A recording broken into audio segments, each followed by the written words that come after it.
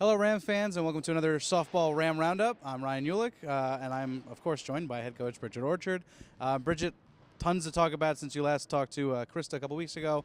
5-1 to start conference play, doubleheader sweep, 5-game shutout streak is a program record. We'll get to all that. Let's start with Rhode Island. Series sweep, all 5 run rule victories, and each pitcher getting in there, starting, complete game shutout, just kind of comprehensive. What'd you see from that weekend? I was just really excited about that. Obviously, being the first conference games was big, and then to throw 3 different pitchers and have all 3 of them throw shutouts, it was great. So it shows that we had some depth in the pitching mound, and we don't just rely on one person, which was nice. And then obviously the offense came through as well. So that was equally as important, that we were able to score a lot of runs and get the pitchers out of there. Not having to throw full 7 innings was huge as well. It didn't stop there. Stony, because of weather, we got a doubleheader here, non-conference, the rare 3-team doubleheader at Bohoshi on Wednesday, Stony Brook and Seton Hall. 2 more shutouts. It's 5 in a row. That was a program record. Again, the pitching just continues to hum along, and the offense kept it up too. What'd you see from those 2 games? Same thing. I think they were still kind of riding off the Rhode Island games. We saw a lot of the same stuff. All 3 pitchers being able to get out there and get after it. I mean, they're hitting their spots. Our defense was playing great behind them. Our bats are coming along. I think when we hit the ball, we pitched well. They kind of ride off each other. So I think it was really good that once we got the pitching and we got some runs in, I think the pitchers relaxed a little bit. And then you suffered your first loss in a couple weeks. Ashley Ventura pitched great for the Hawks. She pitched actually great for over 2 days until you got to her at the end of the doubleheader on Sunday. But talk about that. I guess when you're riding high and you get kind of shut out like that, what are you telling the team, and what did you see from them reacting wise to that loss on Saturday? It's again, we kind of we're coming in hoping we were going to continue our streak, continue to shut up. But eventually something's going to happen here and there, and you got to give a lot of credit to St. Joe's. Obviously, their pitcher Ventura, as you spoke of, she just shut us down. We really couldn't get anything started. And I thought, if we scored 1 run, we'd be able to get another one. We never really were able to get anything going against her in that game. And then they came up with a big home run to beat us that game. So I think that I was more excited about how they came back and answered back the next day. And we were obviously really disappointed Saturday. But what was important to me is how they came back on Sunday. We were able to sweep them those 2 games. I think that just showed a lot, especially if beating Ventura was big for us too. Before we get to the doubleheader, how were you liking Q, Lauren Quentz's performance there? She went the distance. She's been a little bit banged up recently, but she did show some grit going out there, going 8 innings, whatever it was. What did you see out of your senior pitcher? She's great. She's always really gutsy. She's always ready to get after it, and she does hit too. So she can kind of help herself. And in those situations, again, she's throwing 7-inning shutout. You think we have another shutout on our hands, but we don't score any. And we tell the girls, if we don't score, we're not going to win. I've never won a game we haven't scored, and so I think she kind of knew that. Again, she threw a great, shutout for 7 innings. We couldn't ask anything more of her other than to do that, and she did that. But I think same thing. She came back gritty the next day and was able to give us a few more innings, shutout innings, and give up a run here and there. But she's able to come back and really do well for us. And then the doubleheader comes along, 7-0 in the first game victory. Augie again pitching great. Stocks completing it. And then Augie coming in relief of Q after she only gave up 1 run in 5 innings, I think, and then Augie getting the win in the end of game 2. But first of all, thoughts on the 2 games. Obviously, 7-0 is a big win. The other one, just another one of those walk-offs of Bohoshi. Jess Hughes bombing it, no doubter, in the 10th of all innings. How great is it to have these 2 freshman pitchers really pitching so well so early in their careers, right in, obviously in the middle of conference play?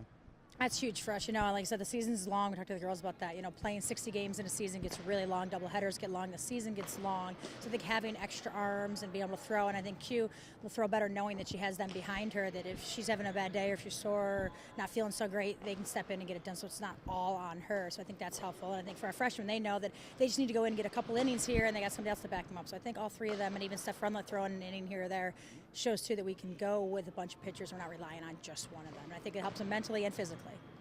Awesome. Jess Hughes is having a tremendous season, just piling it on after her Rookie of the Year campaign last year. She hit 7 home runs in non-conference play, more than double her total of last year. Is she tweaking anything mechanically? Because this was her first home run in a month. Obviously, great time-wise, great timing. But is she doing anything differently this year? No, I don't think so. I think she's gotten stronger. She's got more confidence. She's got a year under her belt. And, again, she's seeing good pitches. She's swinging at good pitches. And I think she, again, with that confidence in her power, I mean, right out of the gate this year, she's came back in. And I think she's just super athletic and just works really hard. And I think her hard work has paid off. I mean, she got that year in last year as a freshman, just kind of getting her feet wet, obviously doing really well. But then this year, I think she, again, has more confidence. She's swinging well. She's seeing pitches really well. She's getting walks. She can hit. She's hit singles, doubles, home runs. So she really is that threat. I mean, she can bunt and get on. She can steal bases. So for her, I think she's just the whole package. Totally. So I have two Madie Aughinbaugh questions. We're going to talk to Madie in a couple minutes.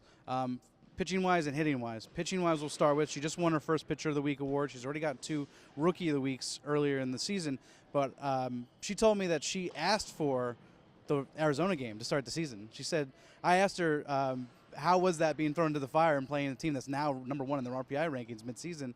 She said she asked me for that. What, don't you love that? Yeah, I mean, that's the thing about her. I mean, that's why we recruited her. We want competitive kids that want big games, that want the ball, whether they're a freshman or senior or whatever. She comes in and she wants to play those big games. I think we get a lot of recruits based on that because they know we play a tough schedule. They want to be faced. They want to be challenged. I think Augie's no different than the rest of them coming in and being like, give me the ball. I want to play, and I want to play the best. And I think she knows in order to be the best, you got to beat the best. And she was thrown right to it. So I think she knew right away, you know what, I'm going to get after it. If they hit the ball, that's fine, because then she's going to be able to get after it again.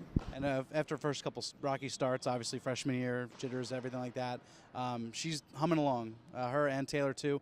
But what have you seen out of her these last few weeks? She's just been really, really important to the rotation. Yeah, I think she wanted an important role. I think she wants to step up. She wanted to prove to us that, hey, you know what, I can throw the big games, I can help out, I can, help Q out when she needs to be helped out, I'll help the team out. Like I said, she's hitting now, so she's willing to hit, pitch, steal bases, do whatever it takes to help the team win, and I think that's what she's able to do for us.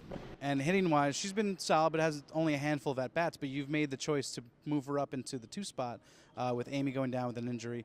What was the thinking behind that? And, you have a weekend of seeing her in the 2 spot, would you say? Yeah, I mean, the biggest thing with her, the day before we had 2 hits, she had both of them.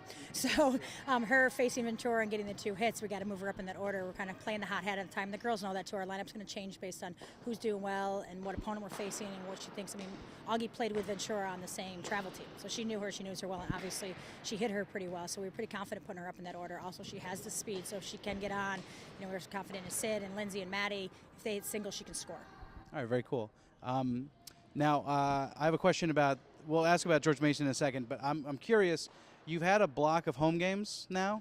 Do you prefer having a bunch of home games and now you're going on the road for a few weeks, or would you rather alternate? No, I don't really have any preference on that. And I think I'm looking forward to actually traveling, though, because I think it is nice to kind of get on the road. We can kind of recover. It sounds funny, but when we're on the road, you're actually in the hotel. You're playing the games. You kind of control when they get up in the morning, what they're doing the night before. So on the road isn't necessarily a bad thing. I think it gives them some downtime. On the bus, we travel down there, so you have 4 or 5 hours on a bus. They get to relax a little bit. As opposed to being at home, they got a lot of distractions here. So I think it kind of takes them away from it a little bit. Good insight. You have George Mason coming up, the host of the A10 Championships this year, and a slew of road games coming up. Lehigh on the road non-conference, St. Bonaventure, Olean, and so I know you take it one game at a time, but what are you looking at for out of the Patriots this weekend? And the biggest thing, we're going for win every single game. I mean, we are going to say we're going to take 1 inning at a time, 1 pitch at a time, but we really don't want to drop another A10 game, and the girls know that every game is really important no matter who we're playing, and I think right now they're just in that mindset, we're in first place, just stay there. All right, awesome, Bridget, thank you, and good luck this weekend. Thank you.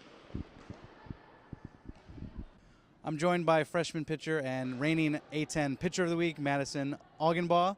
Madie, I'm glad to have you on. Congrats on your award. Thank you. I'll start with a broad question, since it's our first time talking to you. How's your freshman experience going so far, your first year in the Bronx?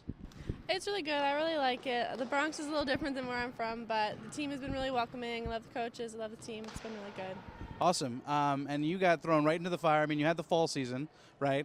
And then, I guess you assumed when you looked at the schedule you knew it was coming, but you had to play. You started your college career against number 10 then, Arizona, now number 1 in the RPI ranks. What was that like?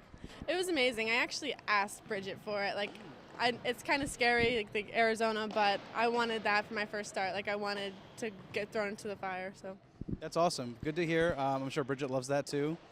And over the preseason tournament, you racked up a couple Rookie of the Week awards, and this is your first Pitcher of the Week award, following right with your classmate Taylor Stocks last week.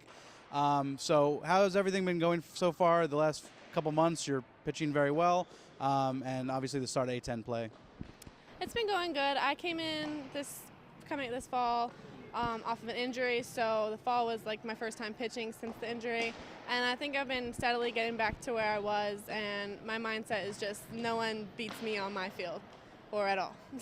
Perfect, and you got to luckily start A10 play with a lot of home games.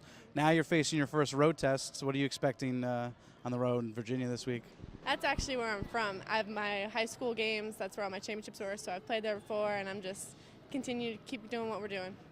Okay, and I wanted to ask you also, batting-wise, you've moved up into the top of the order, number 2.